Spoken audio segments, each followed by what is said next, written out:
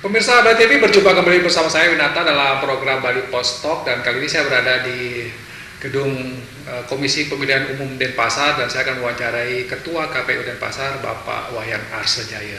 Nah, kita akan mengulas sedikit tentang persiapan pilkada serentak khusus Denpasar, karena Denpasar merupakan salah satu kabupaten kota di Bali yang akan menyelenggarakan pemilu serentak atau pilkada serentak di tahun 2020. Rencananya bulan Desember, mudah-mudahan ini lancar. Kita sapa langsung Pak Wayan Arsejaya. Om Swastiastu Pak. Om Swastiastu Pak Nyoman Winata. Gimana kabarnya Pak Wayan? Sehat? Asenggara kita semua sehat ya, sehat, Pak ya. Okay. Itu yang kita pentingkan dulu ya, sehat dulu. Betul. Baik Pak, kita bicara tentang persiapan pilkada serentak, karena Denpasar kan menyelenggarakan juga. Ya. Apa yang terdekat agenda kerja dari KPU Denpasar dalam persiapan pilkada serentak ini? Baik, dapat kami sampaikan bahwasanya kebetulan hari ini kami sudah menerima PKPU 5 tahun 2020, itu perubahan ketiga atas PKPU tahapan. Jadi ini berkenaan dengan kepastian waktu yang bergeser atau penundaan atas pelaksanaan pilkada atau pemilihan wali kota dan wakil wali kota Denpasar tahun 2020 yang sedianya 23 September itu sudah dipastikan ke tanggal 9 Desember 2020. Nah, terkait dengan agenda kita dalam rangka melanjutkan tahapan pilkada ini, di depan mata ini ada beberapa yang sudah tampak yang sudah akan kita eksekusi. Yang pertama adalah tentu untuk melakukan proses pengaktifan kembali badan penyelenggara ad hoc kita atau penyelenggara di tingkatan PPK dan PPS yang kemarin mereka ditunda. Nah, kemudian setelah proses pengaktifan ini tentu ada tugas-tugas yang harus kita lakukan dan kita lanjutkan. Jadi seperti halnya melakukan bimbingan teknis kepada teman-teman penyelenggara ad hoc. Kemudian kita akan melanjutkan proses untuk pemutakhiran data pemilih. Nah, saya kira nanti teman-teman PPS, PPK punya tugas untuk melakukan proses perekrutan dulu. Jadi merekrut PPDP. Jadi PPDP itu adalah tugas pemutakhiran data pemilih yang akan nantinya melakukan pencocokan dan penelitian terkait dengan data pemilih kita. Jadi untuk proses penyusunan daftar pemilih tetap nanti diawali dengan proses coklit. Jadi secara PKPU atau secara regulasi yang ada kemarin itu melalui proses faktual, jadi bertatap muka atau mengunjungi langsung pemilih di TPS.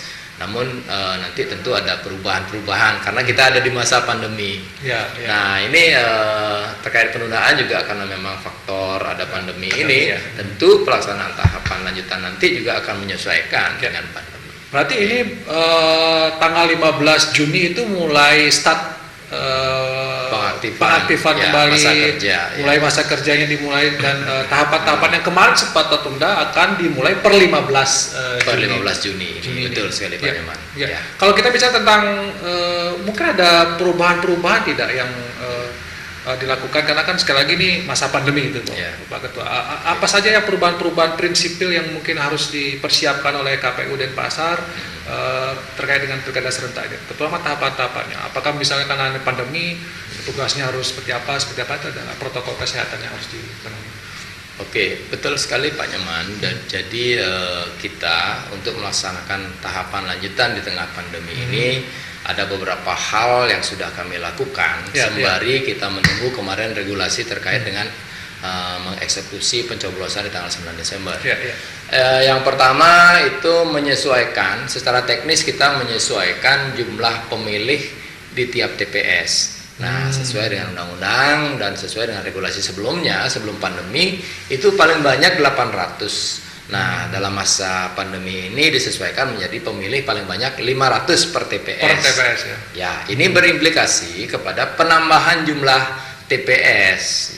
Jadi dalam pemetaan yang sudah kami lakukan, dari 477.879 pemilih yang merupakan hasil sinkronisasi DP4 dengan DPT terakhir yang kita petakan ke dalam TPS untuk pilkada nanti, itu sejauh ini sampai dengan jumlah pemilih per TPS 500 paling banyak menjadi 1.259 TPS. Ada tambahan berapa TPS? Ada tambahan 360 TPS Pak Nyoman. Jadi 300 berarti itu akan menambah juga anggaran, berarti pastinya. tenaga juga gitu ya. Oke, bisa saya sampaikan bahwa sebelumnya kami di rancangan kebutuhan biaya yang sudah di NPHD ya, itu kami ajukan 900 TPS. 900 Ya, kemudian dari hasil pemetaan kemarin kami telah memetakan 899, kemudian ada tambahan 360 TPS menjadi 1.259 TPS. Implikasi dari kenaikan jumlah TPS atau bertambahnya TPS itu tentu adalah penambahan jumlah penyelenggara nanti, kemudian kebutuhan tempat untuk mendirikan TPS, dan tentu juga biaya-biaya yang timbul, honorarium untuk teman-teman KPPS, kemudian kebutuhan logistik, pola distribusi, dan tentu juga yang kedua, selain karena penyesuaian jumlah pemilih per TPS, juga penyesuaian atas protokol kesehatan. Jadi kami juga merancang kebutuhan untuk memenuhi protokol kesehatan dalam rangka pencegahan penyebaran COVID-19 ini. Nah, kami sudah melakukan proses restrukturisasi. Jadi seperti diketahui bahwa pemerintah kota telah menganggarkan dan menyetujui dalam NPHD itu hibah kita untuk pilkada itu sebesar 28,9 miliar. Kami lakukan proses restrukturisasi, artinya kita mencoba melihat di mana pos-pos yang bisa kita lakukan pengiritan dengan konsep pilkada di tengah pandemi. Nah, setelah kami melakukan penyisiran terhadap elemen-elemen perjalanan dinas, kemudian pola-pola kegiatan yang menghadirkan massa, kita sesuaikan. Kemudian juga terkait dengan hal-hal lain yang sosialisasi yang konvensional, termasuk juga kampanye debat publik yang tadinya menghadirkan pendukung, jadi kita sesuaikan. Jadi kita rasionalisasi. Kami dapat angka 3,8 miliar. 3,8 miliar. Itu hasil rasionalisasinya. Itu hasil rasionalisasi dan optimalisasi, artinya pengiritan. Nah, kemudian setelah kita berhitung dengan tambahan TPS dan tambahan kebutuhan APD, secara total kita membutuhkan tambahan lagi sebanyak 3,5 miliar. Jadi 3,5 miliar tambahan itu sudah terhitung untuk penambahan TPS sebanyak 1 miliar dan 2,5 miliar untuk tambahan pengadaan APD. Tadi penghematan bisa menghemat berapa? 3,8. 3,8. Jadi Ya. untuk penambahan Rasionalisasi. penambahan setelah ada pengurangan jumlah penambahan jumlah TPS tadi Pak 3,5. 3,5. Berarti tidak butuh anggaran tambahan dong? Sebenarnya yang saya maksud dari 28,9 itu kita butuh lagi 3,5. Oh, butuh lagi 3,5. Oke. Nah, jadi ini sudah kita Tapi sudah clear ya penambahan sejauh ini kami sudah dari koordinasikan sudah kami lakukan proses penyisiran bersama untuk melihat itu bersama dengan BPKAD dan Kesbangpol ya. Jadi kita bergerak cepat dan mereka juga memberi respon yang sangat bagus kepada kita. Kita sudah lakukan proses koordinasi dan kami juga sudah bersurat ke pemerintah kota atas dasar kemarin ada SE 412. Jadi saya kira ini akan menunggu PKPU tahapannya yang saya sebut hari ini PKPU 5 itu nanti kita akan berproses nanti bersama TAPD untuk mengklirkan hal ini seperti yang Pak. Tapi dari pembicaraan awal ada permintaan tambahan dana tidak ada persoalan gitu ya. Secara prinsip oke gitu, tinggal di karena saya dengar beberapa daerah, ada salah satu daerah di Bali yang melakukan pilkada serentak juga kurang dana, mau tambahan katanya susah gitu, belum jelas. Tapi kalau Denpasar aman ya? Kami kira aman ya sejauh ini informasi yang kami peroleh masih bisa di cover lah oleh pemerintah kota karena memang ini sinkron ya, selaras. Jadi selaras dalam arti Mendagri bersama dengan kepala daerah dan pemerintah daerah yang melaksanakan pilkada juga melakukan proses ini. Jadi bagaimana cara mengatasi kekurangan anggaran ini? Saya kira di Denpasar kami sudah berlaku sangat sangat rigid ya, rigid dalam arti sudah pola yang kami lakukan memang pola minimalis dari awal sehingga kami dapat angka pengajuan awal itu sampai dengan ada penambahan biaya atau penambahan honor 8,9 dan kemudian kita berhitung lagi 3,5 miliar. Tapi poin kalau misalnya masyarakat kadang yang panitia PPK, PPS itu ada keluhan KPPS misalnya juga ada honorariumnya. Untuk pilkada serentak ini ada tambahan atau tetap seperti semula seperti sebelumnya? Honorarium lebih banyak nggak? Iya, ada. Apa itu standar sudah dari pemerintah pusat ya biasanya? Apa dari KPU pusat ya? Betul. Kalau standar honorarium untuk penyelenggara ad hoc termasuk KPPS itu sudah ditentukan. Sudah ditentukan ya? Sudah ditentukan. Jadi memang ada perubahan besaran untuk PPK PPS dan juga PPDP dan KPPS. Tapi tentu ya dalam kondisi pandemi ini merupakan sebuah tantangan bagi kita semua. Dalam arti kami sebagai penyelenggara bersama dengan badan ad hoc tentu nanti akan membutuhkan bantuan, membutuhkan partisipasi masyarakat. Tidak hanya untuk menggunakan hak pilih nanti di hari H ya, tentu juga untuk mendukung kegiatan kami dengan ikut menjadi penyelenggara. Kami akan membutuhkan, kalau 1259 TPS itu akan membutuhkan 1 orang di tiap TPS untuk menjadi petugas pemutahiran data pemilih. Dan kemudian 9 orang di tiap TPS untuk menjadi KPPS dan petugas keamanan dan ketertiban. Nah ini kami melalui media ini kami mohon ya, jadi masyarakat nanti bisa membantu, bisa bersama-sama kita, bersama seluruh stakeholder ya, tentu juga peserta, pemerintah daerah dan masyarakat dan kami sebagai penyelenggara bisa bersama-sama bersinergi. Oke Pak Ketua, misalnya kalau kita bicara tentang seperti dari tadi sudah jelas, sudah ready, sudah siap semua dikerjakan. Ada kendala-kendala tidak yang dihadapi sampai saat ini untuk persiapan? Untuk persiapan. Baik. Atau kira-kira apa yang akan menjadi kendala ke depan kira-kira? Ya, saya kira tadi saya sudah mengutarakan, jadi ada kemungkinan kita akan terkendala sedikit karena masalah pandemi ini. Jadi kemungkinan kita akan agak sulit merekrut orang ya. Ya, tapi kita berpikir positif lah bahwa secara proses kami akan berupaya optimal dalam hal apa? Pertama, kemarin ya kebetulan kami sudah melakukan proses rapid test. Walaupun rapid test itu bukan tidak seperti diberi vaksin ya, bisa kebal, tapi setidaknya kami sudah menyiapkan diri untuk itu, bahwa ketika kita turun berhadapan dengan masyarakat, kita dalam keadaan sehat. Jadi setidaknya kami akan memberikan keyakinan pada diri dan pada masyarakat nanti yang terlibat. Kemudian juga penyelenggara kami di semua tingkatan tentu akan melalui proses yang sama. Itu yang pertama. Yang kedua, bahwa kami juga akan memperlengkapi diri dengan perlindungan, dengan protokol kesehatan. Jadi tadi TPS yang sedianya 800 orang per pemilih sekarang sudah dikurangi menjadi 500. Tapi memang ada implikasi di situ terhadap bengkaknya jumlah TPS.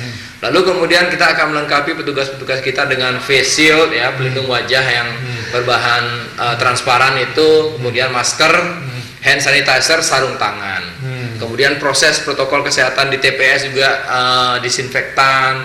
Kemudian juga sedang dipertimbangkan atau sedang dibahas untuk menyediakan selop tangan plastik atau alat coblos sekali pakai yang sekiranya akan mengurangi kontak antar pemilih di TPS. Agak rumit ya, hati-hati ya.